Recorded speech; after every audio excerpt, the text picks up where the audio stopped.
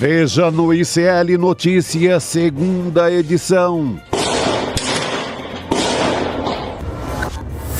Armadilha da extrema-direita? Pablo Marçal reaparece na campanha de São Paulo, lança desafio de sabatina para candidatos. O desafio é o seguinte: sabatinar Ricardo Nunes e Guilherme Boulos. Nunes nega e Guilherme Boulos aceita. Segundo turno na reta final. As últimas pesquisas na capital paulista, Belo Horizonte e Fortaleza. E em Cuiabá, o apoio de um magnata do agronegócio ao candidato da esquerda. Vamos eleger o Lula! Muito obrigado! Discurso de Lula nos BRICS. Para avançar em iniciativas que são cruciais. Presidente defende taxação dos super ricos e pede negociação para acabar com guerras no Oriente Médio e Ucrânia. É fundamental resgatar nossa capacidade de trabalhar juntos. O ICL Notícias, o veículo mais confiável do Brasil, está no ar.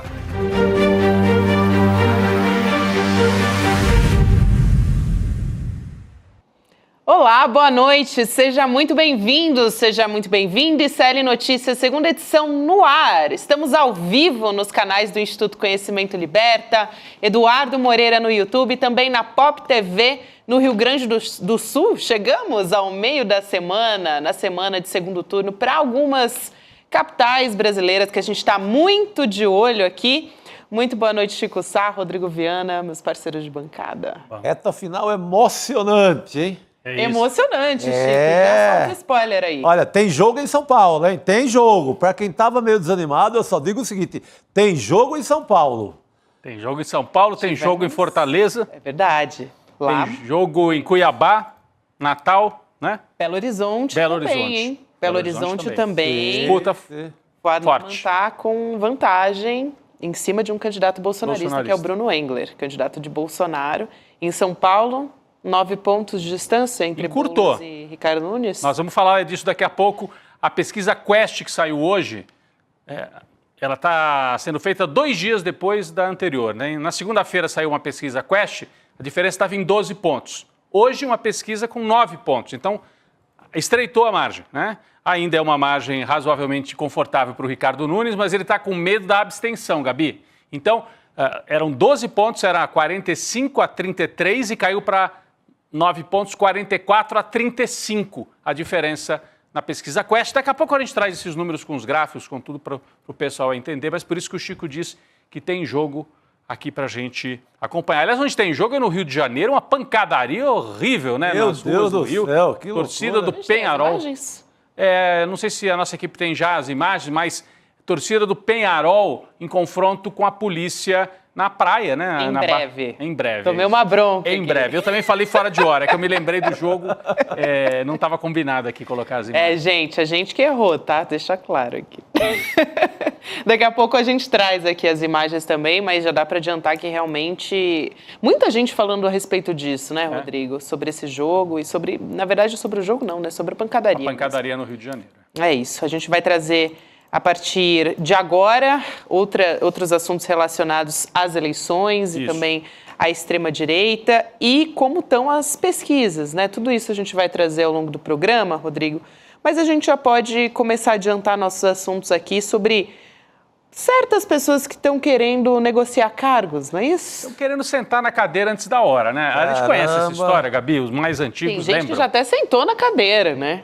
Você lembra que o Fernando Henrique, em 85, você não lembra que você não tinha nem nascido, mas eu lembro, infelizmente, tinha 16, 17 anos. Entregou a idade de todo mundo. Pois é, o Fernando Henrique disputava com o Jânio, as pesquisas davam o Fernando Henrique com leve favoritismo, o Jânio ultrapassou faltando 3 dias.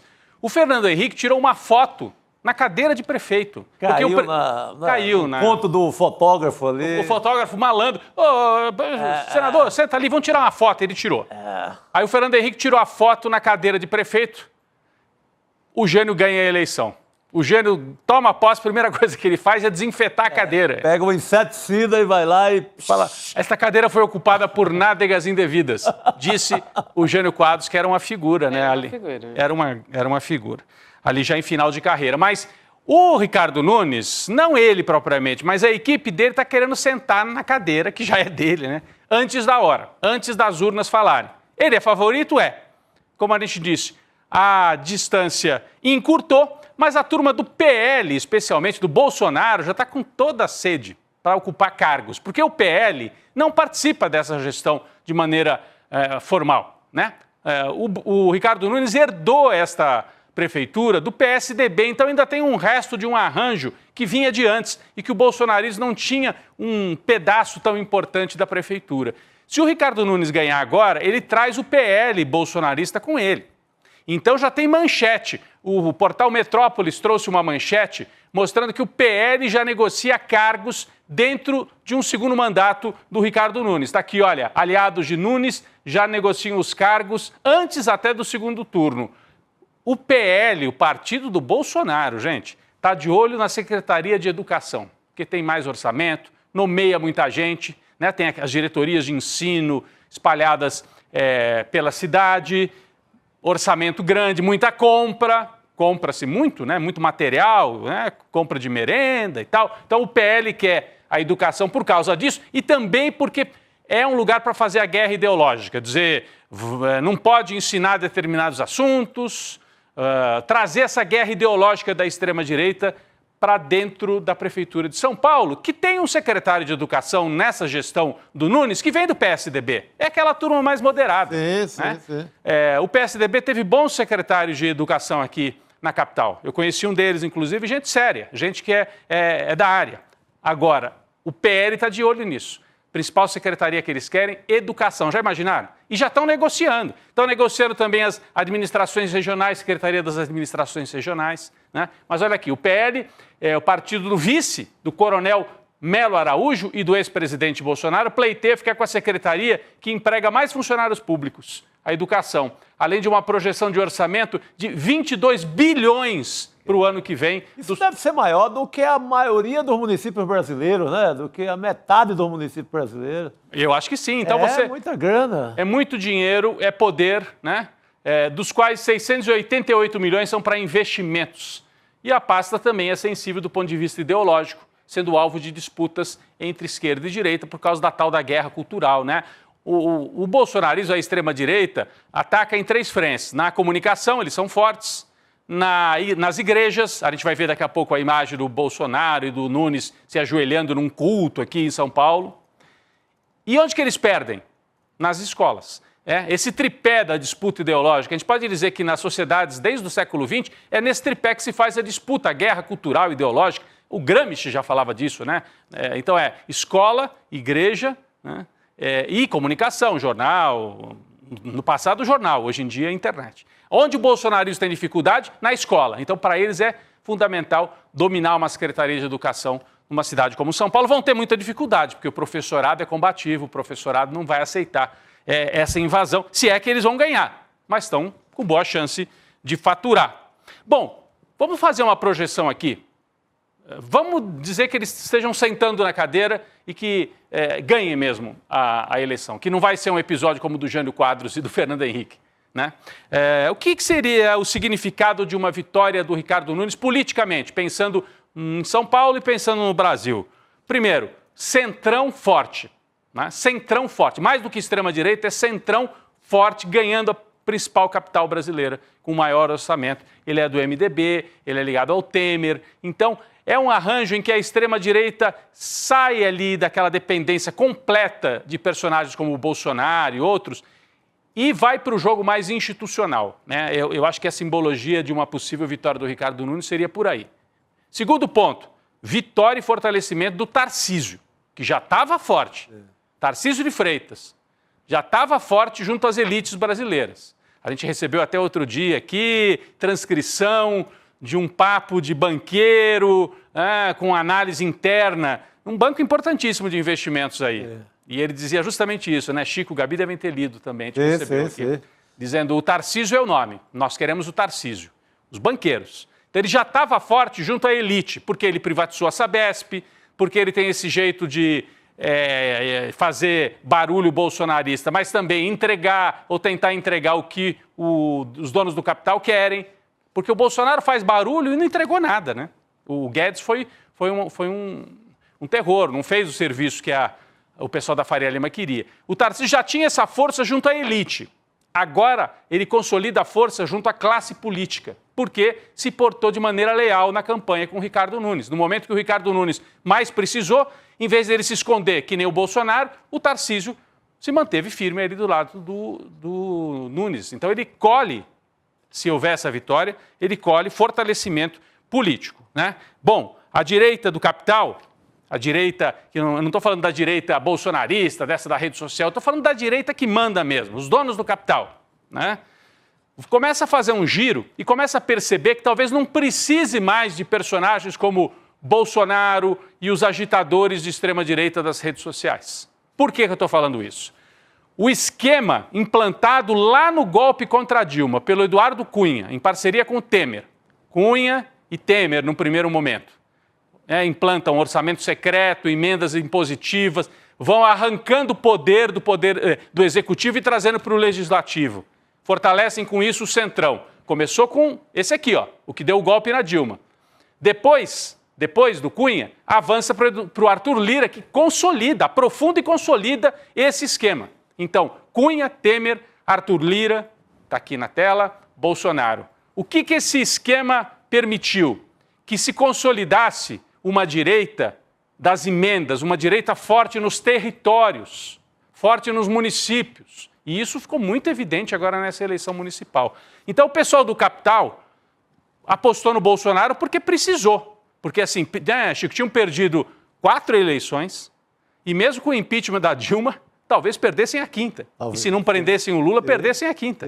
Então, olharam para o lado e falaram, precisamos do Bolsonaro, corre para o Bolsonaro, para implantar o projeto de desregulamentação, de privatização, etc. Agora, começa a ficar claro que o esquema deu certo. Então, você tem uma direita mais institucionalizada, uma direita de partido. Kassab, MDB, Temer, Tarcísio. Então, eu acho que essa eleição marca esta mudança. Não é que o bolsonarismo desaparece, ele continua existindo, ele é um pedaço ainda dessa direita, mas no meu entendimento, há uma passagem aí de bastão, total, de uma direita histriônica, da bagunça, da rede social, para uma direita institucional, partidária, com dinheiro, com máquina. Só não sei se eles têm um nome forte para concorrer à presidência. E aí podem ter, se for o Tarcísio, que é o governador de São Paulo. Então é nesse ponto que nós estamos e eu acho que eles vão avaliar se 2026 já dá para ir para o confronto. Se o Lula estiver fraco, se o Lula não tiver conseguido consolidar uma aliança muito importante, eles vão para o confronto já em 2026. Já vão para o jogo direto. O Kassab quer preservar para 2030. Ele está olhando, lendo e falando, ainda tem o Lula atrapalhando nossos planos. Vamos consolidar ainda mais 4 a 6 anos para 2030 dar o bote e aí sim dominar o Estado.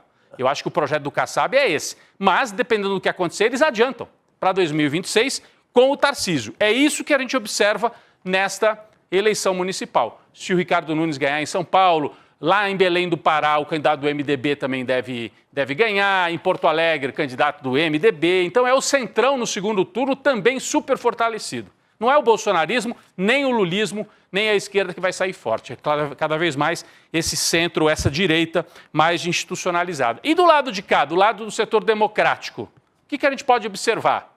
Pessoas ficam assim, precisa renovar. Eu acho que nós estamos assistindo uma renovação, talvez lenta, talvez ainda insuficiente, mas o Boulos está fazendo uma super campanha de segundo turno, né?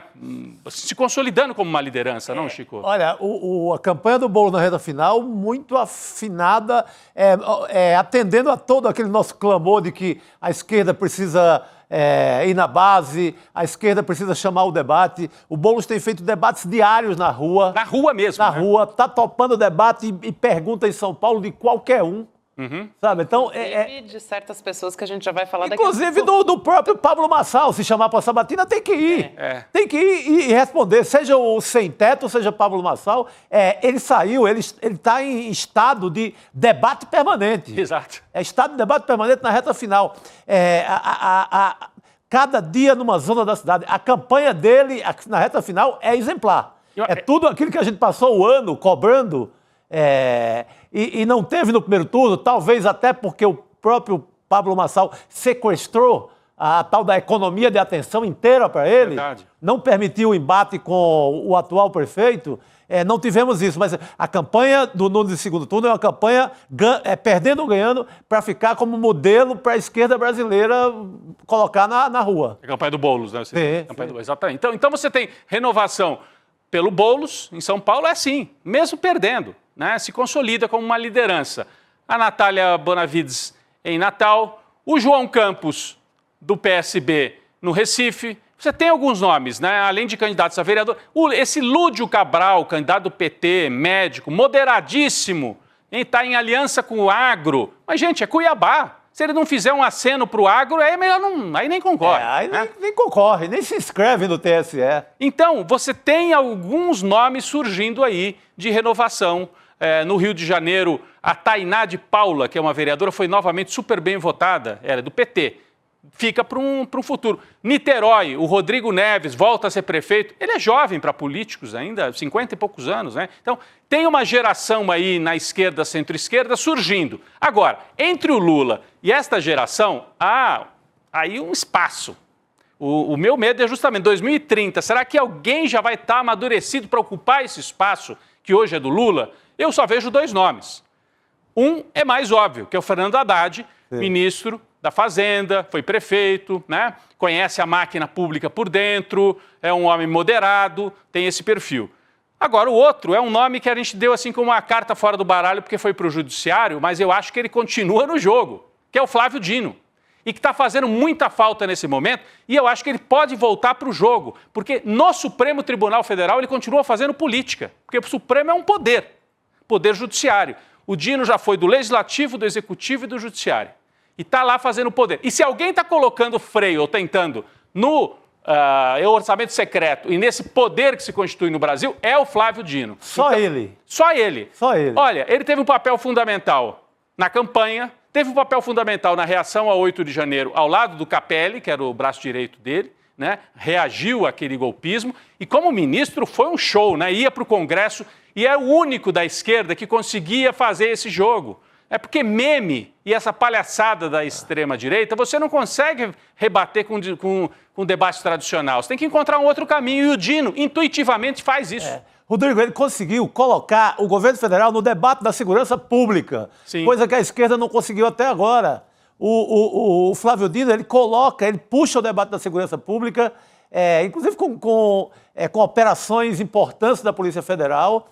Ele iria implantar no governo federal uma ideia de que o governo federal cuida da segurança pública. Estava ensaiando isso, Exato. Mas aí foi cumprir essa outra missão. Foi para o Supremo. Gabi, mas muita gente olha e fala, agora foi para o Supremo, perdemos o Flávio Dino para a disputa política. Não é verdade. Ao contrário. Ele está ali, está até resguardado, né? Está resguardado, está acompanhando tudo, está participando do grande debate, falando com todas as autoridades, não está na vida partidária, mas está de olho em tudo. Foi governador 2 vezes, deputado, senador, né? Então é um sujeito que tem alma política e eu acho que o Flávio Dino é um nome. Entre essa geração novíssima que está aparecendo agora e o Lula, você tem só dois, o Haddad e o Flávio Dino. E eu diria que para o embate assim, popular, o Flávio Dino talvez tenha até mais pegada do que o Haddad. Eu adoro o Haddad, é um sujeito, pessoalmente muito bacana e tudo, mas o Flávio Dino tem uma pegada assim de fazer campanha e tal, que o Haddad, pelo estilo dele, não tem. E é a característica dele, né? Não estou falando mal do Haddad por causa disso, mas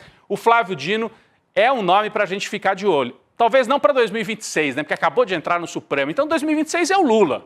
2026 é o Lula tentar a reeleição. E acho que consegue. Agora a questão é depois. Depois a gente já começa a apontar aí e pensar em alguns nomes. E temos que pensar também, gente, num bloco intermediário que está no governo hoje, mas vai se constituindo com alguma força. O PSB do Alckmin, do Márcio França, está ocupando um espaço que já foi do PSDB. Tá. Lançou a Tabata aqui em São Paulo, a Tabata apoiou o Bolo, mas não foi para o palanque. Então, porque ela quer resguardar esta independência. É uma centro-esquerda, um centro assim democrático e tudo. Então você tem o PSB com a Tabata em São Paulo, com o João Campos lá no Recife, né? E vai lançar o Capelli, o Ricardo Capelli, vai ser lançado pelo PSB para governador do Distrito Federal. Foi lançado ontem, tem até manchete já aqui do Capelli, que foi o braço direito do Flávio Dino, está no governo, sendo lançado. Então é um bloco que dialoga com o atual governo do Lula, né? Mas também pode se criar como uma alternativa. Pode se criar. Está aqui a manchete, ó. PSB lança pré-candidatura de Ricardo Capelli para o governo do Distrito Federal. O presidente do PSB, o Siqueira, já anunciou que o Capelli é o nome. Ele foi, inclusive, interventor na segurança pública logo depois do 8 de janeiro, então ganhou experiência, contatos ali no Distrito Federal e deve ir para esse embate. Então tem um outro bloco se constituindo para além do PT e do PSOL nesse núcleo aí de centro-esquerda. Então é isso que a gente pode observar, né, como um balanço. Essa semana a gente vem fazendo já esse balanço, né, dos resultados, o mapa eleitoral. A gente mostrou ontem que não deve nem ter vitória de bolsonarismo, nem do PT, a vitória mais de uma direita ou de um centrão. E esses personagens novos que vão pintando. Por fim, o Eduardo Paes do Rio de Janeiro é para a gente ficar de olho. Por enquanto, né, olhando para o Rio de Janeiro, o governo do Estado, mas ele é um nome que vai se nacionalizando também. E também é um bloco intermediário. Se o PSB é um centro, com um olharzinho assim mais para a esquerda, o Eduardo Paes é um centro que dialoga mais com a direita, mas é centro e está no campo do Lula, né? Foi comemorar a vitória dele com o Lula, não foi comemorar com o Bolsonaro, porque o pessoal fala, o Paes não é vitória do Lula, o Paes é vitória do Paes, é verdade, mas ele ganha e vai comemorar com o Lula. Então ele se coloca no campo de centro, mas dialogando com a esquerda também. Então é uma alternativa e é um nome, passa por ele a construção de uma frente para 2026, para a reeleição do Lula, sem dúvida nenhuma.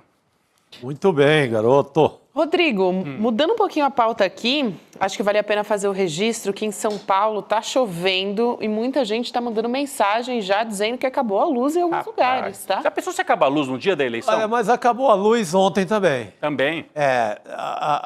Assim, 11 mil lares, 11 mil casas de ontem para hoje com uma chuva...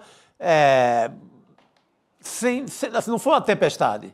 Então não Hoje precisa. Também ainda não é uma tempestade. Não precisa. É porque tá. E hoje eu vi no noticiário, inclusive no noticiário da Globo, ganhando uma proporção infinitamente maior do que estava, a ideia é que a prefeitura tem falhado na poda das árvores. Populares falando mesmo assim, dona de casa, dona de pequeno comércio, que perdeu tudo de ontem para hoje em São Paulo. Não caindo mais naquele conto que é só a Enel que é culpada. A prefeitura também. Gente mostrando o documento de, olha a primeira vez que eu chamei a prefeitura para podar a árvore. De um ano passado ainda. Então, esse debate fundamental. O Ricardo Nunes, ele ganha essa narrativa, como chamam hoje, no primeiro momento, jogando a culpa para a Enel, porque a Enel virou meio a Geni... ligada na tomada ali, né? Não, sem nem tomada. Virou meio a Geni ali naquele momento do apagão, mas a população começa a perceber o tamanho da culpa da prefeitura nessa história. Sabe? A escuridão pode ser debatida desse ponto de vista, da prefeitura culpada pela queda da árvore que cai no fio, que acaba gerando o apagão da cidade. Eu até, quem estiver aqui nos acompanhando, que puder mandar aqui mensagem confirmando onde está sem luz, eu, pelo que já vi, aqui recebi informação de que em algumas regiões aqui de São Paulo, a gente não tem luz, então na Moca, eu já recebi essa informação, Perdizes e também na Lapa, registros de lugares que acabou a luz completamente. Bairros relativamente Pinheiros deu centrais. uma oscilada também, alguns outros lugares da Moca, então a gente está tendo informação a respeito disso. Eu me lembro quando eu comecei no jornalismo, essa coisa da chuva, faltar luz, era só naquelas águas de março, né? Fevereiro, março, que era quando chovia. Você ficava de plantão já com a sua galocha e a sua capa ali na redação, porque ia ter enchente em São Paulo, né? Chovia forte, era chuva de verão. Agora, isso perdeu esse padrão, né? O ano passado já tivemos vendaval e falta de luz no final do ano, em novembro. Agora de novo, em outubro. Então, não se preparou. A Enel não se preparou e a Prefeitura de São Paulo. A gente tem também a informação, né, que o Haddad tinha um plano para enterrar a fiação em São Paulo. Claro, isso demoraria anos, é um projeto para muitos anos, porque olha a rede de São Paulo. Só que foi bloqueado. Né? O pessoal não quer enterrar os fios. Não, deixa aí, vamos gastar com outras coisas. E era numa hora de antipetismo brabo em São Paulo, né? A Justiça bloqueou. Então já a Justiça já tirou. O Haddad tentou retomar também. Agora, eu aproveito, esse é um dos assuntos que, assim, nesse segundo turno foi o assunto do segundo turno em São Paulo, né? Então, hoje saiu mais uma pesquisa Quest para o segundo turno, acho que vale a pena a gente trazer agora. A gente vai trazendo aqui as informações sobre as chuvas, conforme forem mandando também. Tem gente aqui já mandando mensagem no chat, dizendo, olha, sou Uber, estou passando aqui por algumas regiões e já estou vendo que realmente tem chuva que está ficando bastante forte. Então, as pessoas já ficam preocupadas, né? Porque teve gente que chegou a ficar, 5, 6 dias sem luz. Então, realmente, usar tudo normal, enfim. Estou acompanhando aqui as mensagens, o pessoal pode ir mandando. Agora, pesquisa Quest, então, vamos lá, para o segundo turno em São Paulo, como é que a gente está nesse momento? Já comentamos, né, Rodrigo? Ricardo Nunes estava com 45%, agora 44% das intenções de voto. Guilherme Boulos estava com 33% e agora 35%. Então, deu uma diminuída a quantidade, a distância, né, a diferença entre eles. A gente está com 9 pontos. Exatamente. Aí você vai dizer, não mexeu quase nada. Mas olha, gente, 2 para lá, 2 para cá até domingo dá para ganhar a eleição. Não é bolero, mas é 2 para lá, 2 mas para cá. muda tudo. 2% hoje, 2% amanhã, 2% sexta, sábado, dá para virar fácil. Eu acho, então, não é... Chico e Rodrigo, não sei se vocês concordam, mas eu acho que a resposta pode estar nas abstenções, né? Porque a maioria, a Quest até falou sobre isso, que a maioria dos eleitores já está decidida e não vai mudar de voto. 80% está decidido, 20% ainda pode mudar. 83%, tanto de Ricardo Nunes quanto do Guilherme Boulos, só 17% dos entrevistados, segundo a Quest, admitiram a possibilidade de mudar de voto. Agora, tem muita gente nessas eleições dizendo que não vai votar, então, até como forma de protesto, é interessante isso, porque no segundo turno, normalmente, as abstenções elas já aumentam. O que no primeiro turno já foi bastante relevante, no segundo turno tende a aumentar ainda mais. Ô, Gabi, será que dá para colocar de novo, pedir para a nossa produção colocar de novo aqui no telão? Vamos lá. A curva não, né? Essa linha. Olha, porque isso aí é em 2 dias, gente. A pesquisa, tá assim, pesquisa anterior. É anterior, segunda-feira, tá? Então, segunda-feira, 45,33. Quarta-feira, 44,35. Pode ter sido uma oscilação só na margem de erro? Pode, mas é improvável. É improvável. E o tracking da campanha do Boulos já tinha avisado que no tracking também tinha dado essa encurtada. Não é que o Boulos estava assim, vai passar. Não, encurtou. Exatamente o movimento que a gente viu no tracking da campanha do Boulos, a Quest captou. Então eu acho que está havendo esse movimento. Pode ter a ver com o desgaste do Ricardo Nunes por essas questões aí do apagão, etc., falta de luz, e também agora o Bolsonaro se aproximou dele, vai gerar mais reação. Gente que vai, não vou votar nesse cara, bolsonarismo aqui em São Paulo, não quero. Então, eu acho que a Gabi tem toda a razão, a chave da eleição está na abstenção. Se aumentar muito a abstenção do lado do Ricardo Nunes, que é o que pode acontecer. E ele já se diz preocupado, Preocupado, está preocupado com com as isso. abstenções. Ele sabe que é ali que esse é um aperta. ponto importantíssimo. Eu acho que essa presença pesada do Bolsonaro em São Paulo nessa reta final, isso me lembra muito aquela camiseta Bolsodória. Só que agora é Bolsonunes. Eu acho que foi uma jogada um tanto quanto arriscada. Eles estão, acho que, analisaram, tem uma diferença de 12, 13, dá para arriscar, mesmo que ele perca um pouquinho.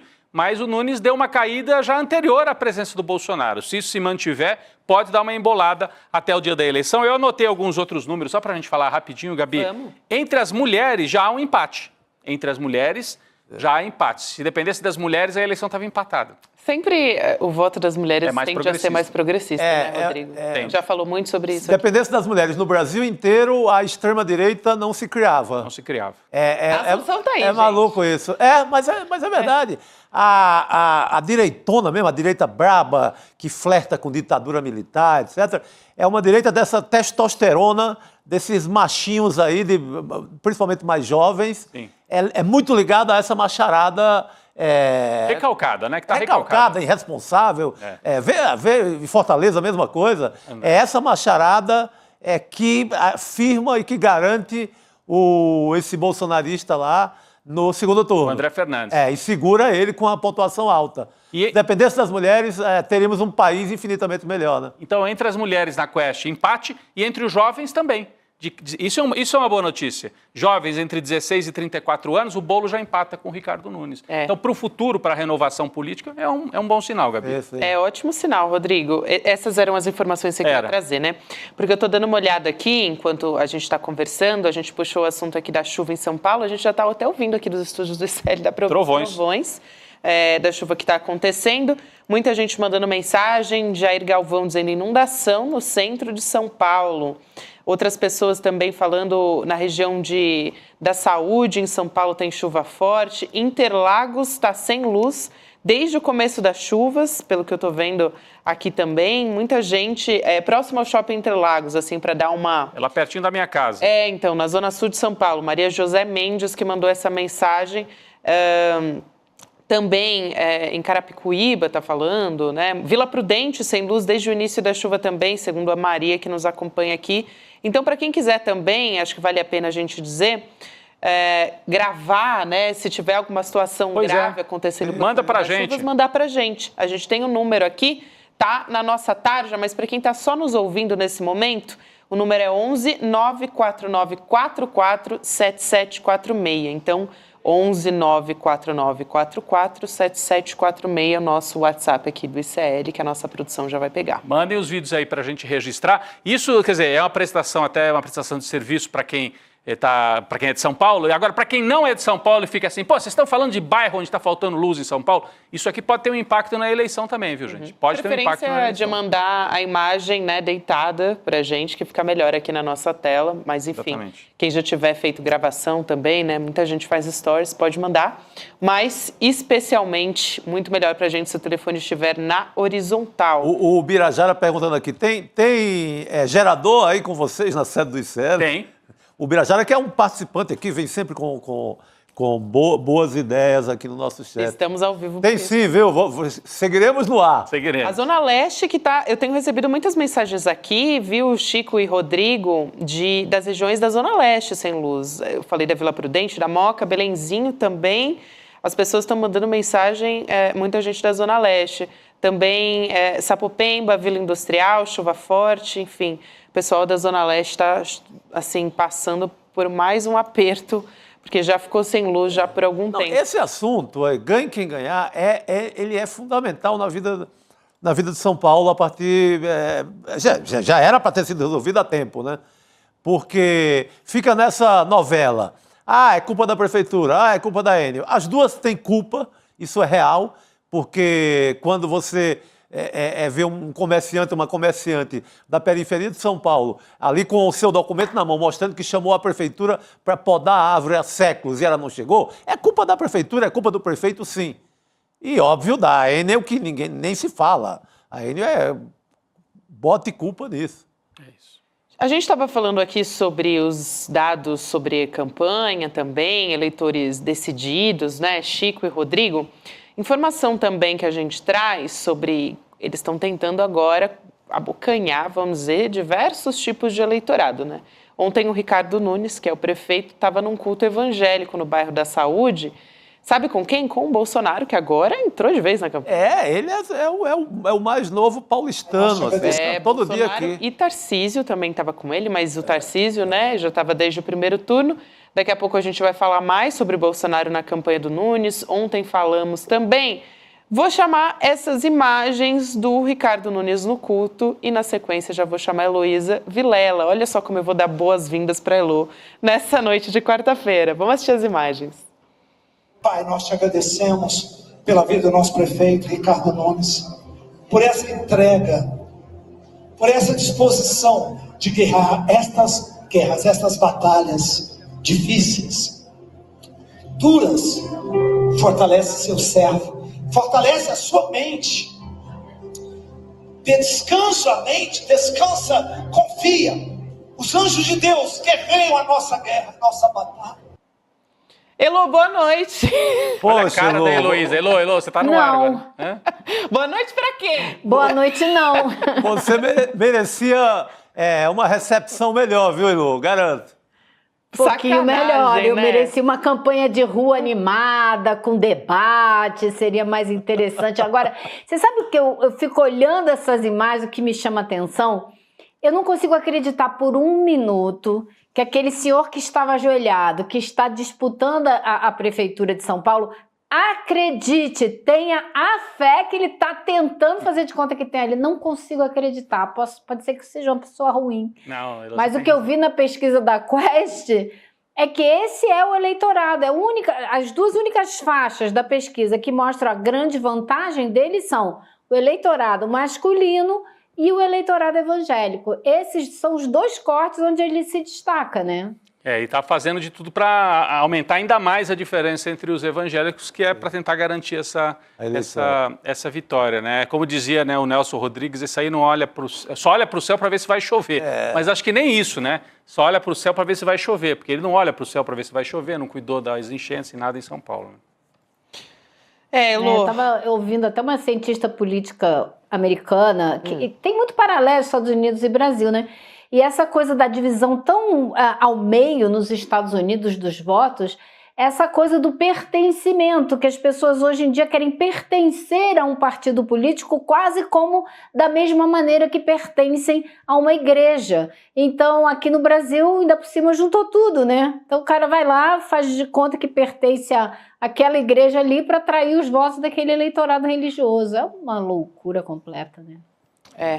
Completamente. Acho que daqui a pouco a gente vai vai aprofundar um pouco mais sobre esses números de São Paulo, que é uma das principais aqui que a gente tem discutido, e a partir dessa pesquisa Quest que sai também, a gente teve um pouco de mudança.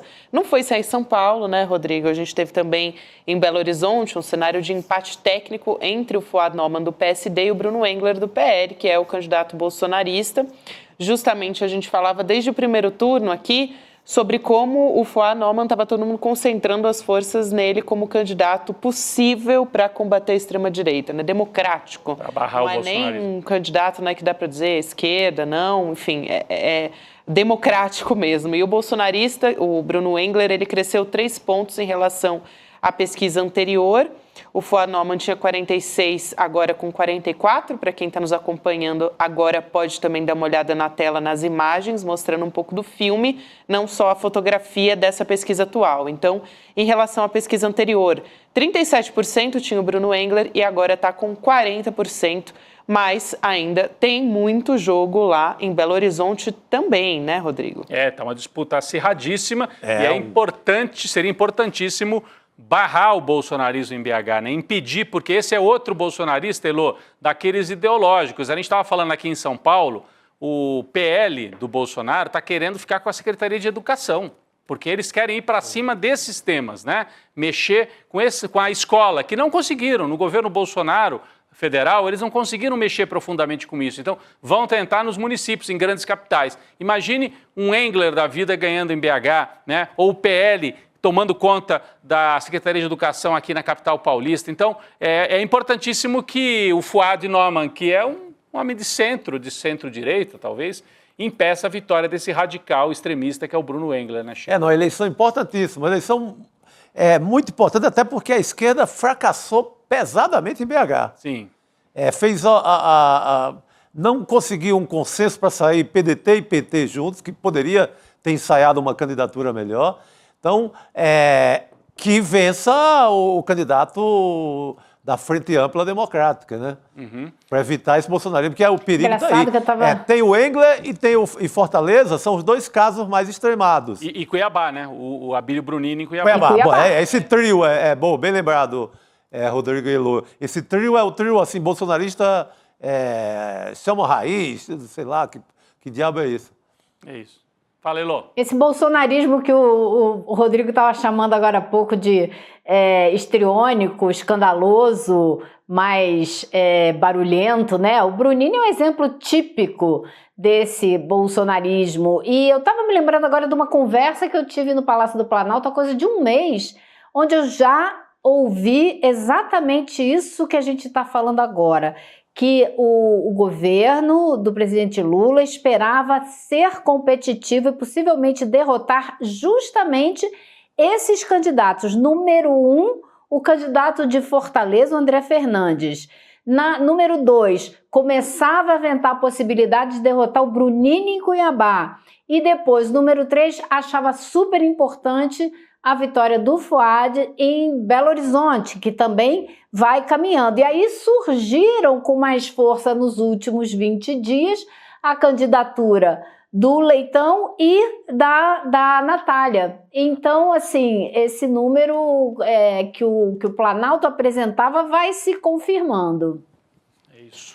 É isso. Também, voltando a falar um pouco de São Paulo, sobre os dados, né, Rodrigo? Um dos pontos-chave, a gente já testou aqui o Pablo Marçal, vamos entrar também em outra questão aqui relacionada a um debate que ele chamou nas redes sociais, mas levando em consideração os dados da Quest, né?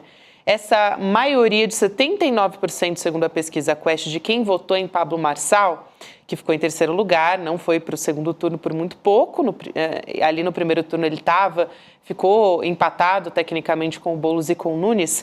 Essas pessoas que votaram no Marçal, elas iriam agora para o Nunes, segundo a Quest. E aí, o Pablo Marçal, ele voltou nas redes sociais agora, para querer, né, chamar atenção mais uma vez. Ele que já estava ali um pouco esquecido porque não está no segundo turno e tal. Ele foi nas redes sociais desafiar o Nunes e o Boulos para uma sabatina. O Nunes recusou, mas o Boulos aceitou. Então, vamos ver o que disse o Marçal no vídeo. A gente já volta a se falar sobre isso. Vamos ver. Fala Brasil, fala São Paulo. Eu tenho um desafio aqui. O desafio é o seguinte: sabatinar Ricardo Nunes e Guilherme Boulos. Eu quero saber se você concorda com isso e já está lançado, e a imprensa aí, se possível, avisa eles aí, manda mensagem para eles. Fala, Brasil! E aí o Boulos respondeu nessa postagem, ele diz o seguinte, o Boulos: eu topo, nunca fugi de dialogar com ninguém. Será que o prefeito Ricardo Nunes topa ou vai fugir? Agora, eu acho que eu tô mais, assim, pelos debates que a gente teve, né, nos bastidores aqui, eu acho que eu tô mais pra Elô, de que eu acho que não é uma boa ideia essa história, mas enfim. Do Boulos ir debater com aqui, né? Em alguns, acho que todas.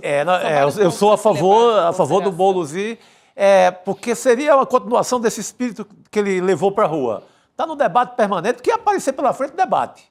Não tem isso. Pode ser coach, pode ser de que religião for, de que extrato social for. Acho que tem que estar no debate. Ele foi um personagem importante da eleição.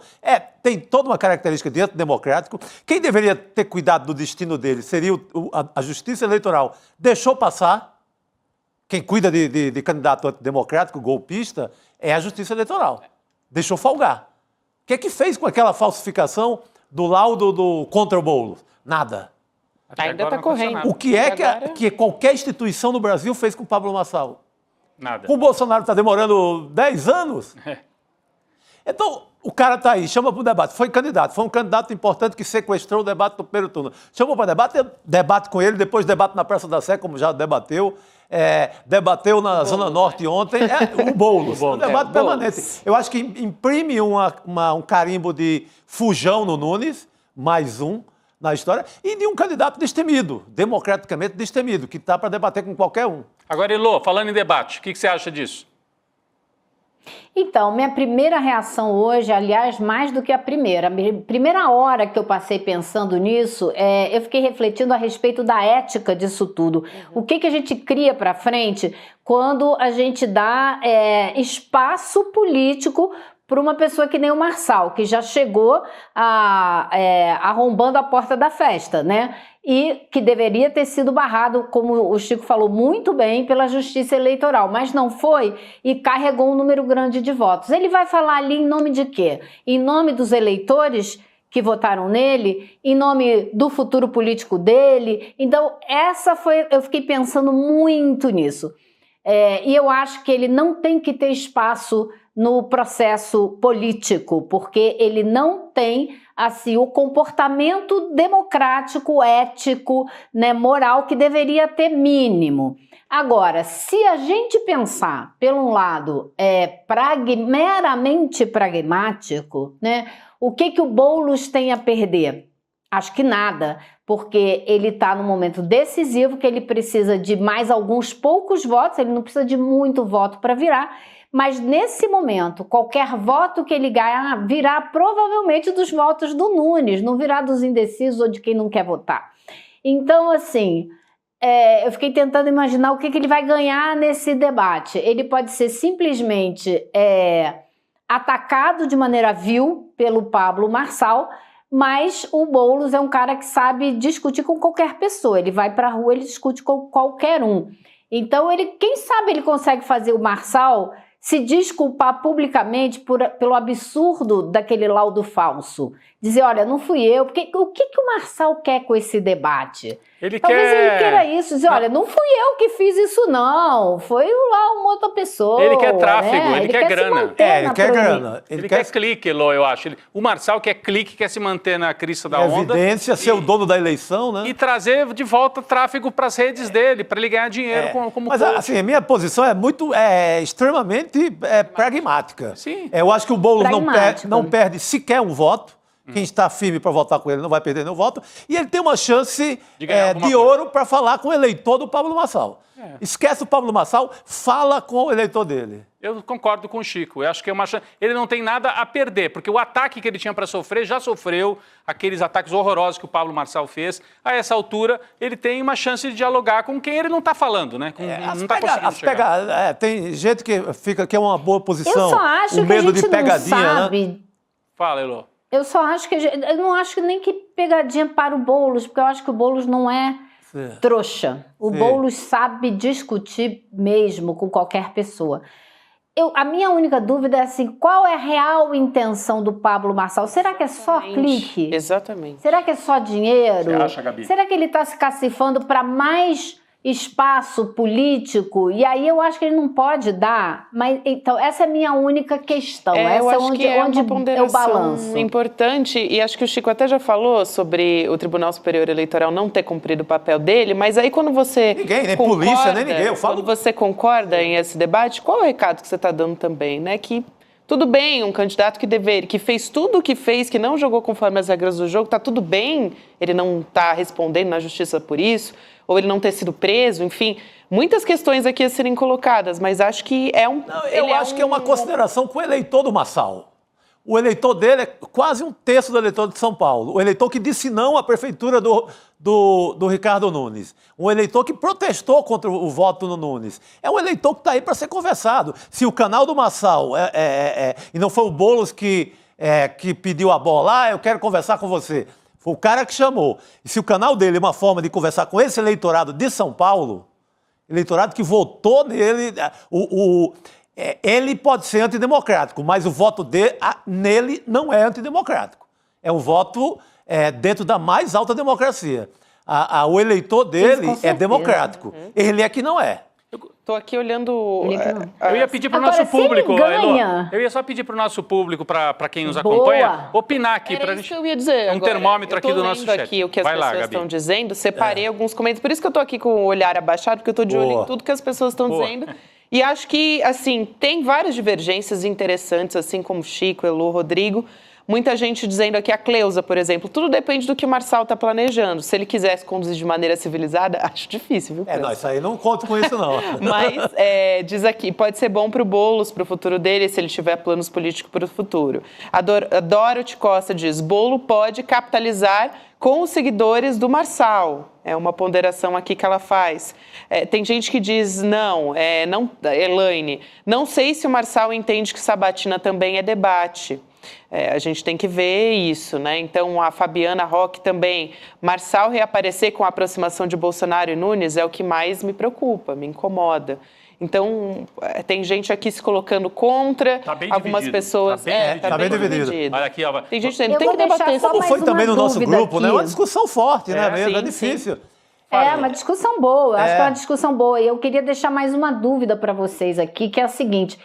E se, por conta dessa sabatina, a situação virar e o Boulos ganhar a eleição e ficar muito claro que ele ganhou muito voto com essa sabatina, o que o Marçal vai querer? O Marçal não vai pedir nada, não vai negociar nada, não vai ter poder de chegar e ter algum tipo de discussão política, de Sei lá, sabe? O que ele vai querer? Porque Não, é um questão, momento muito decisivo que a gente está, né? É uma questão, mas eu acho que o próprio Pablo Marçal não vai querer nada e tem que dar satisfação ao eleitor de Marçal. Que não é de Marçal, é eleitor da extrema-direita, seja de onde for, mas é um eleitor democrático, que foi para a urna e votou. E eu queria tem que ter respeito por esse eleitor. É um eleitor inconformado, que talvez nem seja de extrema-direita, né? Sim, boa. Melhor ainda. Você falou muito melhor do que eu, Elô. Eu queria só trazer mais um ponto. A gente está debatendo aqui, levando a sério a proposta do Marçal. Agora, pode ser que tudo isso também seja só um trânsito de rede. Sim. O Marçal faz barulho, o Boulos responde na rede e fica por isso mesmo. Assim, nem o Boulos talvez esteja levando muito a sério essa ideia de nem fazer... o Pablo Marçal quer fazer para valer, né? Quis apenas dizer que... chamar a atenção. Quis apenas chamar a atenção. Essa é outra possibilidade. E a turma o Ricardo Nunes não respondeu, mas o vice respondeu no lugar dele. Posso trazer aqui, Gabi? Pode, claro. A nossa equipe separou aqui, Elô. A campanha do Nunes não se pronunciou, mas o vice, o coronel Melo Araújo, o bolsonarista Melo Araújo, que é coronel da PM, disse o seguinte, pro Marçal, está desempregado? Procurando emprego de jornalista? Vai terminar suas obras na África, disse o Melo Araújo pro Marçal. Então deu uma canelada forte. Por que é obras na África? Porque é referência a um projeto de construção de casas populares em Angola que o Marçal cita com frequência com um exemplo da sua atuação a favor de habitação. De 300 residências prometidas, só 42 foram entregues, né? Mas também esse coronel, olha a pinta esse cara que pode ser o vice de São Paulo, hein, gente? Olha o perigo de trazer o bolsonarismo para dentro da capital paulista. Vai ter um vice coronel que faz arminha e que, enfim, é um sujeito que fez declarações já horrorosas, dizendo que polícia tem que tratar diferente quem está nos Jardins e quem está na periferia de São Paulo. É esse cara que pode ser o vice aqui em São Paulo, Gabi. É uma imposição do Bolsonaro, esse candidato a vice, né? Sim. E foi justamente um ponto essencial de um vídeo de campanha do Boulos essa semana, justamente pegando essa fala dele e levando para as pessoas da periferia responderem, né? Que foi um vídeo até muito bem feito, que as pessoas falam, não, assim não, uma pessoa dessa eu não voto não, ele tá achando que a gente aqui é o quê e tal. Então, as pessoas, os populares respondendo, que aliás é outro ponto muito bom da campanha do Boulos, né? Ele fez um outro com motoristas de aplicativo, também muito bom, porque ele tem uma proposta concreta, né, para esse pessoal com essas zonas de descanso, onde eles podem parar, descansar, carregar seus aparelhos celulares e enfim. Então, também é outro vídeo que saiu aí que é muito bom nessa reta final de campanha. Exato, Elô. Tem nesse pacote também o Boulos propõe que livre do rodízio o motorista de aplicativo cujo ofício seja mesmo motorista de aplicativo, que ele use aquilo para ganhar a vida quase 24 horas, o dia inteiro, que trabalhe mesmo não alguém que faz só o bico de meia hora, 2 horas, mas o motorista de aplicativo, de complemento só, né? Uhum. De Uber, 99, seja de onde for, que trabalha, que a profissão dele é aquela, ele terá liberdade em relação ao rodízio para ganhar a vida. Sim. Levar o sustento da família. Agora, Chico, Elô, Gabi, a gente está falando do bolsonarismo chegando pesado na véspera da eleição, porque o Bolsonaro quer, agora na reta final, quer capturar um pedaço para ele. Se ganhar, quer ficar com um pedaço embaixo do braço, né? Ontem, na coletiva, porque o Bolsonaro participou daquele almoço, churrascaria e tal, depois... entrevista coletiva, e o Bolsonaro, Heloísa, voltou a atacar as urnas eleitorais. Disse, 2022 eu ganhei no Nordeste, é porque houve manipulação das urnas. Falou isso na coletiva. A repórter da Folha de São Paulo, que estava lá, muito esperta, no bom sentido, na hora que o Bolsonaro falou isso, virou o microfone para o Ricardo Nunes e falou, o senhor concorda com isso? Que as urnas não são confiáveis, que houve algum problema com as urnas, e aí o Ricardo Nunes ficou muito sem jeito. Porque ele vai questionar as urnas, e olha o que ele responde. Tá engraçada a cara da nossa equipe. Nossa. Separou ali a carinha dele, assim, entre aspas. Não acompanhei esses dados com relação à votação. É um covarde, né? É um covarde. Não responde, foge. Só ele não acompanhou isso? Ele pegou completamente desprevenido. Desprevenido, assim, né? Ele Foi não pego... esperava que a repórter fosse apertar ele desse jeito. Não, muito bem, muito bem feita a pergunta na hora. Grande repórter nesse sentido, pô, foi muito hábil ali na história. Mas o bolsonarismo gera ruídos para o Ricardo Nunes, né? Então, esse vice que o Boulos tem explorado isso na campanha, a coisa da vacina, o bolsonarismo é contra a vacina, as urnas, e aí o Ricardo Nunes tem que falar, ele é contra as urnas?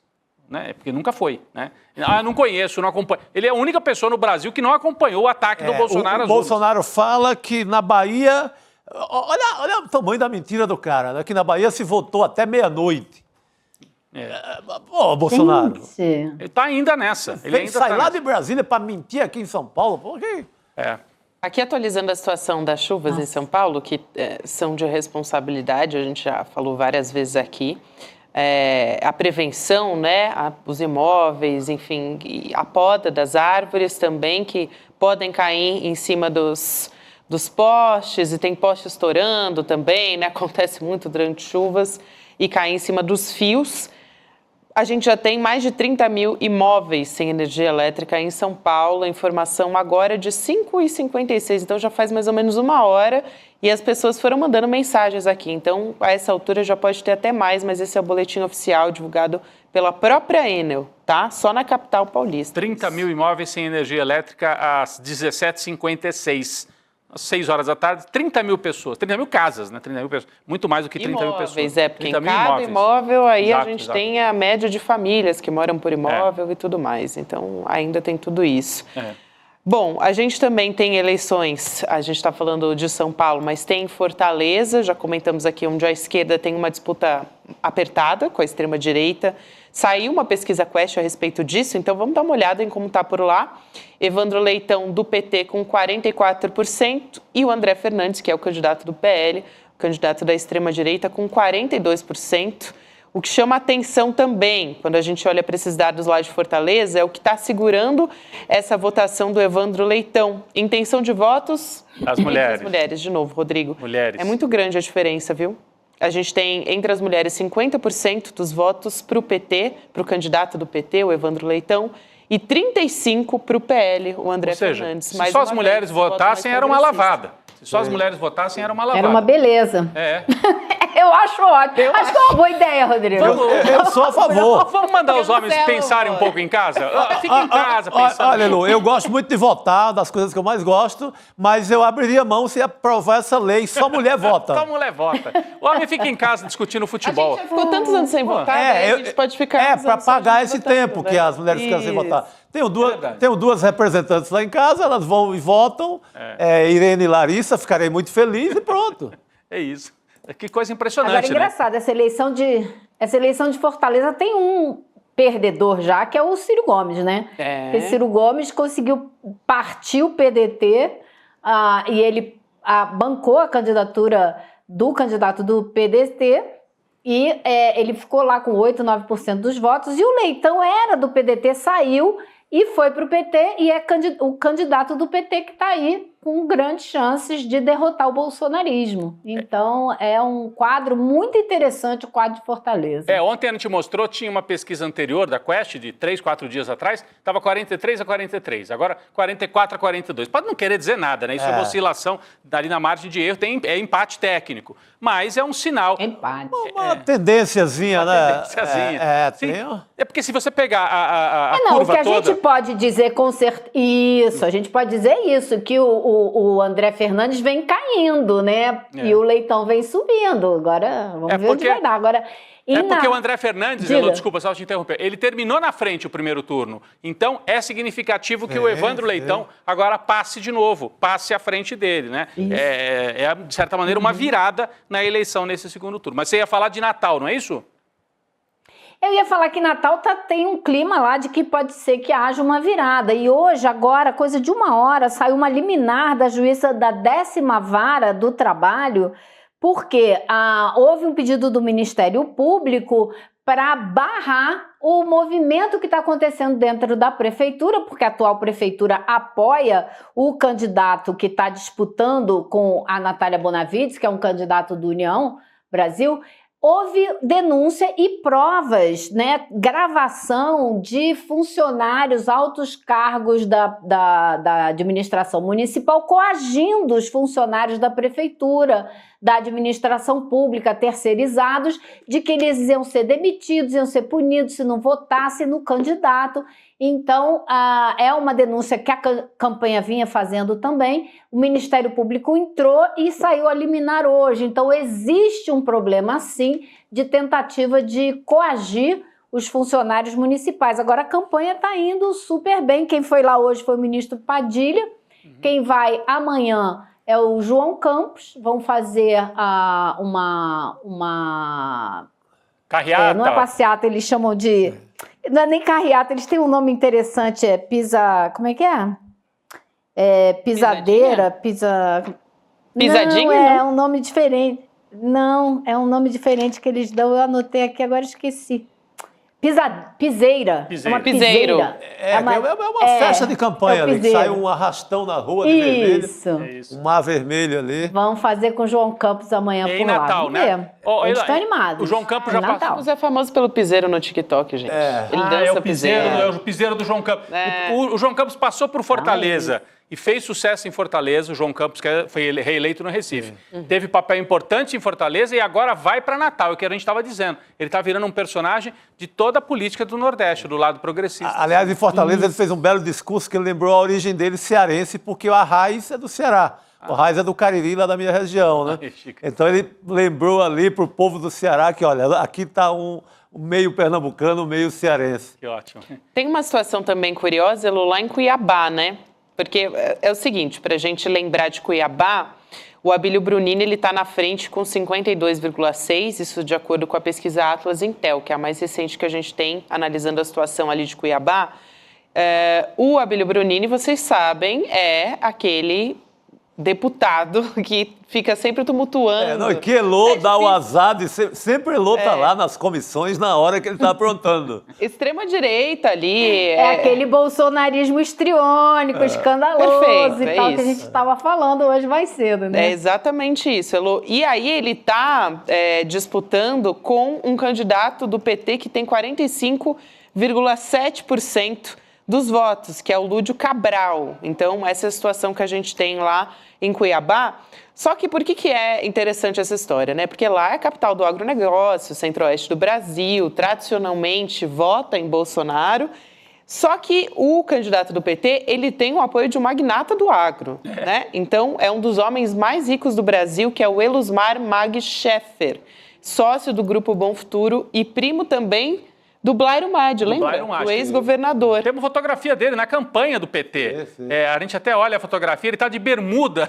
Ele está de bermuda num ato de campanha, com o 13 aqui na camisa. Seria legal se a gente colocasse aí na tela. Então, é um magnata do agronegócio ligado à família do Blairo Maggi. Está aí, ó, fazendo campanha com o 13. Olha, o sujeito vai de bermuda e chinelo. Ele é rico, pode, né?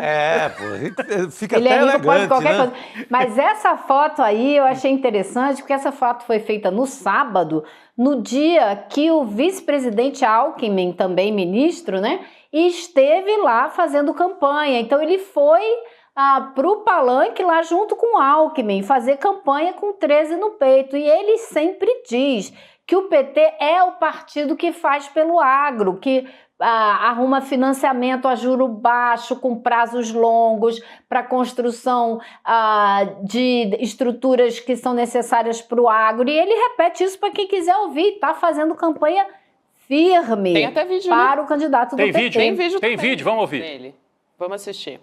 Pessoal, para quem vota aqui em Cuiabá, segundo turno, Elusmar Maggi, Bom Futuro, é Lúcio, é 13 na cabeça. Eu quero voto de vocês todos. Estou passando uns 10 votos com os vizinhos, parente, a namorada, o namorado, o amigo, a amiga, o pai, a mãe, o filho, o sobrinho, o tio, o neto e o vizinho, à direita, à esquerda, na frente e de trás. Vamos eleger o Lúcio. Muito obrigado a todos vocês. Até a vitória. Ou seja, ele foi para o ato de campanha. Da direita.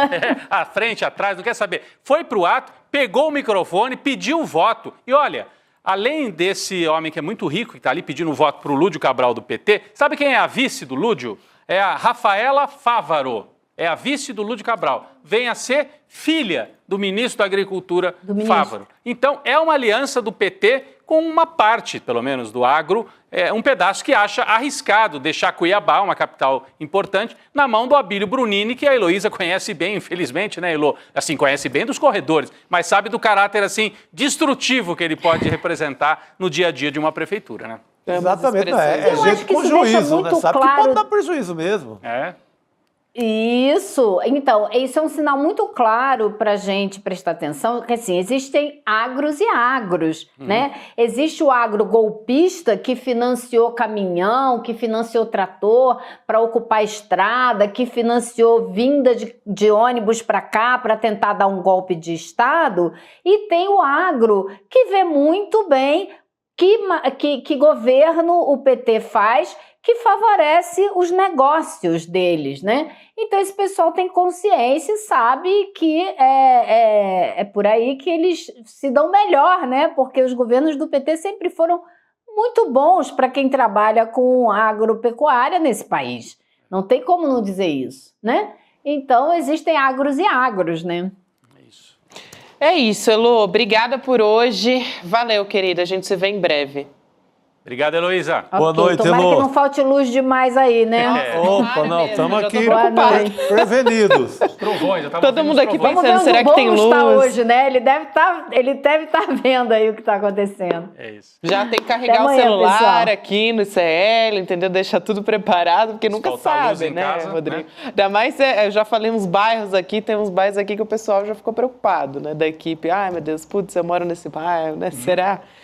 Bom, vamos seguir aqui conversando a respeito de eleições ainda, a gente vai falar sobre isso. Daqui a pouquinho a gente vai falar sobre a cúpula do BRICS também, Rodrigo, mas antes... O Lula falou, né? Gravou o um vídeo Lula falou, importantíssimo. sim. Fique aí que nós vamos mostrar e vamos comentar. Ele não foi, né, porque foi lá em Kazan, mas ele gravou um vídeo, falou sobre diversos assuntos, assim, um vídeo longo, né? Tem tempo específico nessas cúpulas internacionais, acho que de uns 7, 8 minutos. Daqui a pouco a gente vai falar sobre os principais temas que ele tratou.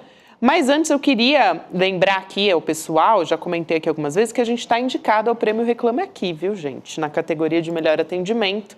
Então, lembrar a nossa comunidade ICL de votar, para quem ainda não votou, em icl.com.br/prêmio Reclame Aqui. Então, esse é o link para quem ainda não acessou, para poder votar. Essa votação é importante para a gente, porque simboliza um reconhecimento, confiança do consumidor no ICL e também você que é parte da nossa comunidade, né? A gente oferece, melhor dizendo, conforme o reconhecimento aqui da gente está no Reclame Aqui, melhor atendimento, rápido, humanizado. A nossa equipe sempre conversa, responde, manda DM lá nas nossas redes sociais, o pessoal sempre responde, dá o direcionamento. Então, não é só para ajudar alunos e alunas, mas também a nossa audiência que comenta aqui no chat, que manda mensagem, que procura a nossa equipe falando da nossa programação. Então, o pessoal sempre responde. Então, para a gente ter esse reconhecimento, dá para entrar lá e votar na gente. Então, entre, vote icl.com.br/prêmio Reclame Aqui. É isso? Aí. É isso mesmo. Gabi, falando em responder mensagem rapidinho, o nosso Heitor de Niterói, que eu conheci num evento 2 anos atrás, eu falei na abertura aqui da eleição em Niterói, eleição importantíssima. O Rodrigo Neves, candidato do PDT, com apoio do PT, é favorito e enfrenta um bolsonarista, daqueles assim, desses bolsonaristas raiz. E deve ganhar o Rodrigo. Eu falei, é uma liderança jovem, mais ou menos jovem, está acima dos 50. E o Heitor escreve, não, ele nem chegou aos 50. O Rodrigo Neves tem 48 anos, é uma liderança importante e tal. Então o pessoal de Niterói também, eu mando um abraço para a turma de Niterói. Mais um grande nome, né? Aí do centro para a esquerda, centro-esquerda, importante. Uma nova liderança surgindo também lá. Surgindo não, o pessoal de Niterói já conhece, mas pode se projetar mais nacionalmente, né? Excelente, Rodrigo. Muito bom. A gente continua trazendo aqui depois informações sobre eleições, mas vamos falar da cúpula do BRICS? Prometi, vamos lá, vamos nessa. Então, está em Kazan, na Rússia. O presidente Lula não foi porque teve um acidente doméstico, mas fez um vídeo. Na verdade, ele falou ao vivo, né, durante essa reunião. Ele defendeu a taxação dos mais ricos. Esse foi um dos destaques da fala do presidente Lula durante a participação dele nesse encontro. Foi uma videoconferência, então, que foi transmitida durante a cúpula do BRICS. e ele ficou em Brasília, fez essa transmissão por lá, recomendação médica por conta do acidente dele. E aí o presidente Lula falou também da importância da pressão dos países dos BRICS, né, que inclusive a gente vai poder falar a respeito disso aqui, mas que está num momento de ampliação da participação dos países. Ele falou do combate à pobreza, né, do papel dos países do BRICS no combate à pobreza, mencionou a taxação das grandes fortunas também. Então vamos trazer aqui um vídeo da fala do presidente Lula, um trechinho para a gente acompanhar. Vamos assistir.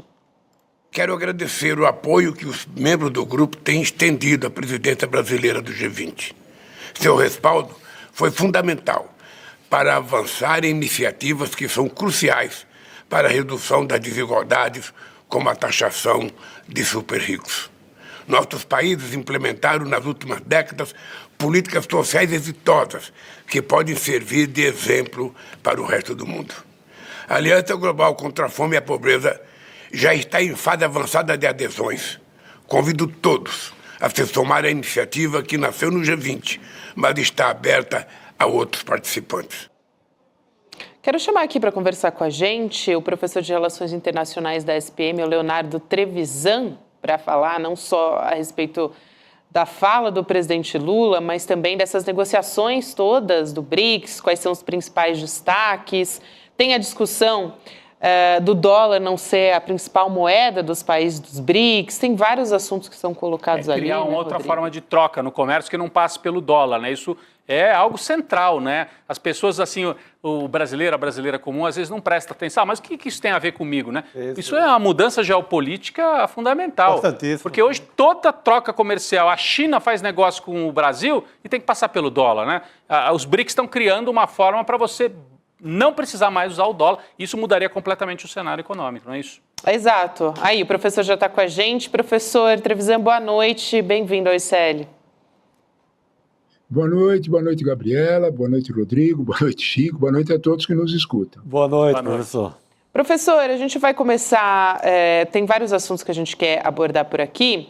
Acho que um deles é a Venezuela, né? Muito tem se levantado não só na imprensa, mas também diversos especialistas em relações internacionais, falando a respeito da Venezuela ser um país, né, fazer parte ou não dos BRICS como um desses países novos que estão entrando.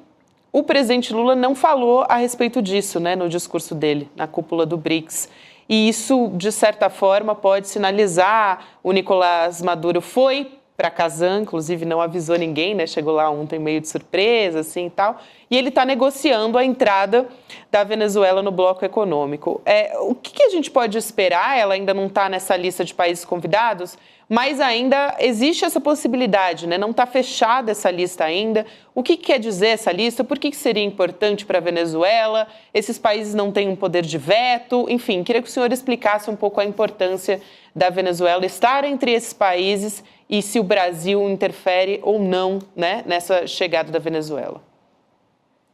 Olha, primeiro, né, quando a gente fala de Venezuela, a gente precisa entender qual é o quadro que a Venezuela representa hoje no contexto internacional, né? Ela tem uma posição de fortes sanções norte-americanas, mas ela tem um papel essencial porque ela é a primeira reserva de petróleo do mundo. As estimativas são absolutamente concordantes de que a Venezuela tem uma reserva maior que a da Arábia Saudita. Esse é o ponto, né? A reserva petrolífera da Venezuela interessa a muita gente, né? E um desses interessados, né, por incrível que possa parecer, é a própria Rússia. A Rússia, que também produz petróleo, tem interesse na Venezuela como uma sócia. E isso, uma sócia para conter preço de petróleo, para negociar junto com ela. Esse fato trouxe uma sensível aproximação da Rússia com a Venezuela. Outro ponto que tem bastante sensível na relação com a Venezuela, sem dúvida nenhuma, é o apoio da China. A gente esquece que durante os anos de maior tensão com a Venezuela, de sanções fortes, quem socorreu a Venezuela com fortes empréstimos internacionais foi a China. Esses dois deixaram, menos a Venezuela, numa posição de próxima dos interesses deles. Porém, né?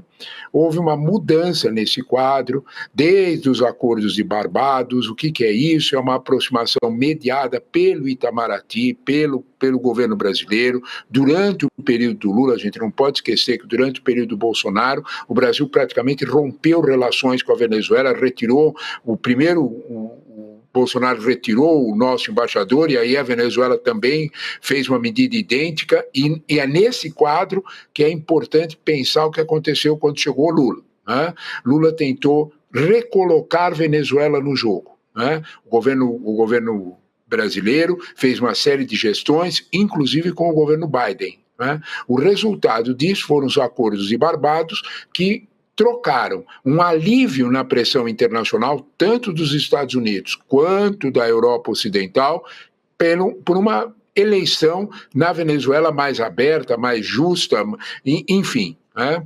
O governo brasileiro, no entanto, o presidente Lula, no entanto, né? Depois de várias coisas que aconteceram na Venezuela, o presidente Lula considerou não necessário para o Brasil reconhecer a vitória do candidato do Maduro, né? Isso deixou, vamos dizer desta forma, um distanciamento diplomático entre Brasil e Venezuela. Então, aquele grande protetor que era da Venezuela para um acordo, ele se distanciou. Isso apareceu nessa reunião dos BRICS, meus amigos, né? O Brasil, de alguma forma, tomou uma posição de distância. Oficialmente, o Brasil não vetou, porque nem sequer isso foi necessário, né? Houve uma posição mais de controle e de distância nesse processo. É claro que o que estava nesse jogo era a posição da Rússia interessada em trazer a Venezuela para os BRICS. A Venezuela, neste momento, não fica na condição de parceiro. Nós vamos esperar um pouco mais para ver no andar da carruagem se a questão China e Rússia conseguem a força política suficiente para colocar a Venezuela como uma espécie de 14º parceiro nesse jogo com os BRICS, né? Muito bem, professor. A gente mostrou um pouquinho antes do senhor entrar ao vivo aqui com a gente um trecho do discurso do presidente Lula, né, feito por teleconferência, já que ele não foi a Kazan. O trecho que nós mostramos tem a ver com a questão econômica, a taxação dos super ricos e tal. Mas o presidente Lula também falou sobre outro tema. E eu achei assim um tema sensível, né, para ser falado numa conferência que acontece em Kazan, na Rússia. Diz que é preciso encerrar as guerras. Falou da guerra em Israel e falou da guerra da Ucrânia. Não diretamente da guerra diretamente, da Ucrânia. Citou. Eu queria entender isso, o significado dessa fala do presidente Lula numa conferência que acontece dentro da Rússia, né, o país que iniciou esse conflito, né? Qual o significado? Foi à toa que o presidente Lula citou isso? O Lula está menos próximo, um pouquinho mais distante de Putin e da China do que esteve em outros momentos, nos primeiros mandatos. Como é que o senhor analisa isso? Olha, Rodrigo, a primeira coisa que a gente tem que analisar é, de certa forma, a experiência política do presidente Lula de antever uma situação que é real. A partir de janeiro, ano que vem, o Brasil é o presidente dos BRICS. Então, todo esse comportamento nosso diplomático equidistante nessa reunião é uma ação da diplomacia brasileira para exatamente proteger a nossa fase como presidente dos BRICS, que começa o ano que vem. Nós todos sabemos que com o resultado da eleição norte-americana haverá um outro significado, tanto para a guerra em Gaza quanto para a guerra na Ucrânia. É disto que o presidente Lula está falando. Ele quer reunir a autoridade suficiente para dizer o seguinte: olha, eu como voz equilibrada nesse contexto, como posição equidistante no conflito, que até desagradou a Rússia, como você mencionou, eu agora quero tratar disso na posição de BRICS, de presidente dos BRICS, para efetivamente nós termos força, enquanto Sul Global, para participar das gestões do fim da guerra, seja na Ucrânia, seja em Gaza. Ele está se preparando para a condição, vamos dizer desta forma, né, de gestor dessas negociações. Gestor não só como Brasil, gestor como presidente dos BRICS. Então, de algum modo, essa ação tem um pouco desse significado, né? Esse preparo e esse tipo de resultado que ele está esperando para o próximo mandato. É claro que é sensível à questão da Ucrânia o Brasil tem uma posição muito clara em relação à Ucrânia e não esconde, o presidente Lula repetiu isso na melhor tradição do Itamaraty. Tem que respeitar fronteiras, a posição clássica do Itamaraty, posição clássica do governo do Lula. Né? Aconteceu isso em outras guerras, em outras situações, fora desse contexto tão polarizado, e a posição do presidente Lula nos 3 mandatos é a mesma. Né? De uma certa equidistância para preservar a condição de negociador. Isso há século é a posição do Itamaraty e sempre nos demos bem nessa posição. Perfeito. Então, de alguma forma, ele está preparando esse processo. Muito bem. Bom. Professor Leonardo Trevisan, quero muito agradecer a presença do senhor aqui. Seja sempre muito bem-vindo, professor. Professor de Relações Internacionais da SPM. Um abraço, até uma próxima. Muito obrigado, professor. Obrigado. Eu é que agradeço o convite. Boa noite a todos. Boa noite. Boa noite, professor. Bastante esclarecedor. Eu achei muito boa essa fala dele, que o Lula, quer dizer, já está antecipando o que vem no próximo ano, né? 2025, né? Já são falas, né, do Brasil presidindo os BRICS, né? Essa visão de quem conhece o assunto. Chico, eu quero aqui mudar um pouquinho de assunto. Eu acho que o Chico, todos nós, na verdade, assim, temos uma relação com um escritor hoje que morreu, né? O Antônio Cícero, membro da Academia Brasileira de Letras. Mas o Chico, como nosso cronista e escritor aqui, acho que pode falar muito bem a respeito dele, né? O Antônio Cícero, é irmão da cantora Marina Lima, escreveu várias letras dela, tinha 79 anos, ele tinha Alzheimer, conheço muito bem, inclusive, o Alzheimer, né? Na minha família tive uma história assim, e ele foi submetido aqui como eutanásia, mas na verdade o termo técnico a se dizer é um suicídio assistido na Suíça, onde ele morava, né? Tem algumas questões ali que diferem, porque o suicídio assistido você pode fazer sozinho, com medicamento, enfim, é autorizado na Suíça, e ele morava lá. E aí ele deixou uma carta, né, explicando a decisão dele, Chico. Vou ler um trechinho e aí vou passar para você. Ele diz o seguinte: exceto os amigos mais íntimos como vocês, não mais reconheço muitas pessoas que encontro na rua e com as quais já convivi. Não consigo mais escrever bons poemas nem bons ensaios de filosofia. Não consigo me concentrar nem mesmo para ler, que era a coisa de que eu mais gostava no mundo. Apesar de tudo isso, ainda estou lúcido bastante para reconhecer minha terrível situação. Espero ter vivido com dignidade e espero morrer com dignidade. Eu os amo muito e lhes envio muitos beijos e abraços. Duras, né, palavras de se ler, para quem corajosas, sabe da genialidade. Corajosas, Cícero, corajoso. E uma tremenda dignidade, né? Uma decisão ali arrojada. Óbvio, deve ter conversado com os amigos. Eu dei a sorte de conviver um pouco com ele assim nos lançamentos, nas festas literárias, no tempo que eu morei no Rio de Janeiro. Era um grande cara também no contato, ajudar ali o poeta mais novo, o escritor mais novo, muito generoso o tempo inteiro, mas é uma decisão arrojada, não é decisão para qualquer um. Ele se diz também ateu, né? Por isso que ele diz a decisão talvez tenha sido sem a emoção da religião, sem o apelo religioso, mas tudo muito coragem. Viaja com o marido, passa em Paris, vai no restaurante que era frequentado, que sempre foi muito frequentado pela grande literatura da França, janta lá, toma o vinho, vai para a Suíça e concretiza isso que estava decidido há muito tempo, porque, segundo ele, enquanto ainda havia o mínimo de consciência, porque logo mais nem essa decisão ele poderia tomar. Ele já quase que não se reconhecia mais, né? Assim, ele tinha lampejos de consciência e numa dessas ele toma essa decisão.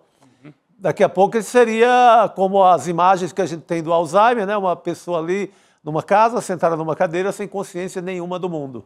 É uma decisão que a gente respeita e assim. E ele foi buscar isso em outro país que no Brasil não é autorizado. Exatamente, é particularíssima, né? Não dá para você discutir uma decisão dessa com nenhum outro filtro. É isso, decidiu. Muito digno, foi buscar um país que tem essa prática como legal, que não é o caso do Brasil e outras centenas de países no mundo inteiro. Está dando muita discussão, inclusive a parte, as pessoas mais religiosas, né? Falta de fé e não sei o quê. cada um tem sua opinião, né? Mas é uma decisão, eu achei de altíssima dignidade, uma coisa bonita ao modo que ele escolheu, no modo que ele escolheu. Triste, né? Triste, Sim, mas ao mesmo tempo sim. digna e bonita. E a carta que ele deixa é emocionante. E ele deixa principalmente a obra, né? Deixa os poemas e deixa as letras, né? Muitas das letras que as pessoas cantam, ouvem, às vezes nem sabem que são letras dele. Principalmente com a irmã, com a Marina. Com a Marina Lima.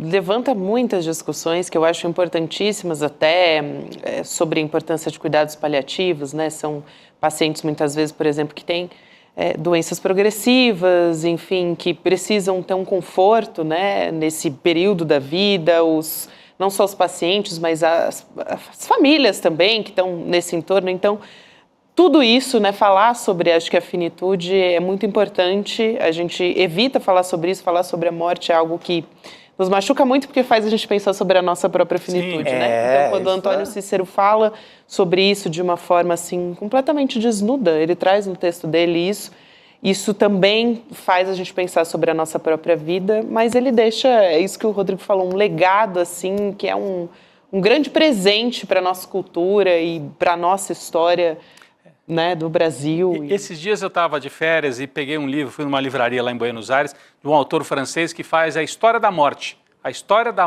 no Ocidente. Como é que as pessoas encaravam e encaram hoje a morte. E basicamente, né, é o Philippe Arrier, um francês, né, que ele mostra que nos últimos 200 anos a sociedade meio que expurgou a morte do dia a dia, porque antigamente morrer era algo assim, os velórios eram dentro de casa, né? No Brasil isso até avançou para o século XX, ainda havia velórios dentro de casa no século XX. Eu enterrei isso, meu avô, meu primeiro tio que morreu, tudo com velório dentro de casa e com fotos, a gente fazia fotos.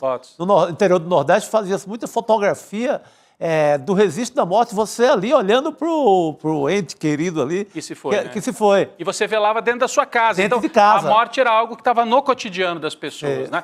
E é difícil pra gente realmente, porque a gente meio que expurgou a morte e tal. Eu não estou querendo fazer filosofia aqui em cima do caso específico do Antônio Cícero, mas me faz pensar, porque a Gabi trouxe esse... Muito bom esse esse aspecto. Como é que a gente lida com a morte e com a decisão de alguém que toma... Né, que é uma dificílima decisão de, enquanto ainda tenho consciência, vou me despedir. Eu vou tomar a decisão porque eu não quero ficar por aqui já não sendo eu mesmo, né? É claro que respeito pra caramba quem pensa ao contrário. E, não, tem que ir até o fim e deixa... Cada um, cada um né? é cada um. A pessoa tem que ter o direito à individualidade, não é porque ela está passando, por exemplo, por uma doença degenerativa que ela perde o direito de escolha. Então, queria até indicar, tem uma psiquiatra que foi a primeira a estudar sobre morte, Elizabeth Kubler-Ross, que é, assim, ela tem, para quem se interessa pelo assunto, acho que ela é uma das que... a primeira a tocar nesse assunto que é tão sensível que as pessoas evitam de falar. E deixar aqui, né, a nossa homenagem, o nosso sentimento aos familiares e a todos os brasileiros, porque é o tipo de luto que é um luto coletivo, né? Não é só o luto da família e dos amigos, mas como ele é uma pessoa, assim, que... A música está muito presente na nossa vida, né, no Brasil. Então a música, as letras que ele escreveu estão por aí, estão com a gente. Então ele está com a gente também. Muito bom. É isso, gente. A gente vai terminar assim hoje, né, com o Antônio Cícero, assim, emocionante. Cícero. E a Marina Lima, sua irmã também? Você me abre os seus braços e a gente faz um país. faz um país, né, é demais, né? É lindo demais. Essa é dele. Essa é dele. Então, é dele essa letra. Lindo. A gente vai também... Esses versos dizem tudo, é isso aí. É isso. Eu tenho que falar também de Pepe Mujica, bom, porque também é uma pessoa... incrível, tocou no tema, não, e tocou no tema. Ele falou da finitude também. Falou sobre finitude, acho que a gente está casando aqui sem querer. A gente casou aqui dos assuntos e o Pepe Mujica também é uma pessoa muito, assim, sensível para falar sobre isso, que nos faz refletir a respeito de muitos assuntos, né? Não só sobre política, sobre temas sociais, porque ele implementou muitos, ele revolucionou uma maneira de fazer política, mas ele também, né, reflexivo. Então, essa semana a gente já falou sobre a estreia, né, de um documentário que a gente vai ter aqui no ICL, a estreia mundial do documentário sobre o Pepe Mujica, sobre a vida dele, presidente do Uruguai, que foi presidente do Uruguai de 2010 a 2015, e que é muito conhecido pelas políticas dele, a legalização, né, da maconha, do casamento homoafetivo, mas nesse documentário a gente também traz questões sobre a história pessoal dele, sobre a vida, como é que ele leva a vida. Ele tem uma fazenda, tem um fusquinha que ele dirige. É uma chácara, né? Não é uma fazenda, é uma chácara, é uma casa de campo, vamos dizer assim. Eu tenho amigos que já visitaram, que chegaram lá e falaram, o Mujica tá aí? Abre a porta. Ele falou, tá bom, ele apareceu uns minutos depois, recebeu. Ele é assim, gente, ele recebe quem aparece lá. Então, a gente vai trazer os bastidores de como ele leva a vida aqui, com exclusividade no ICL. O diretor do documentário também vai lançar um livro sobre essa experiência, então a gente tem o trailer que a gente vai passar agora, rapidinho. Vamos lá. Yo no hago apología de la pobreza, hago apología de la sobriedad. Sería bueno incorporar ese concepto. Es lógica porque no se le puede decir no a la vida. Sí, porque vos podés decir Cardoso es de derecha. Sí, pero no podés poner a Cardoso con Bolsonaro. Venimos de la nada, probablemente, y vamos a la nada. Tenemos una tecnología de la puta madre, pero nosotros, como en términos promedio, como sociedad, no estamos a la altura del instrumento que tenemos. Entonces lo usamos para la mierda, para el carajo.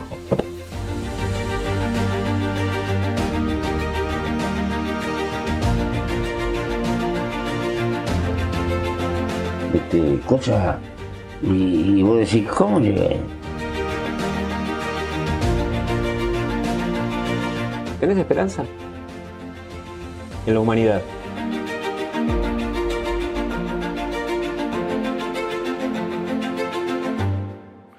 Você tem esperança na humanidade? É a pergunta que o documentarista faz. É o Fabian Restivo, né?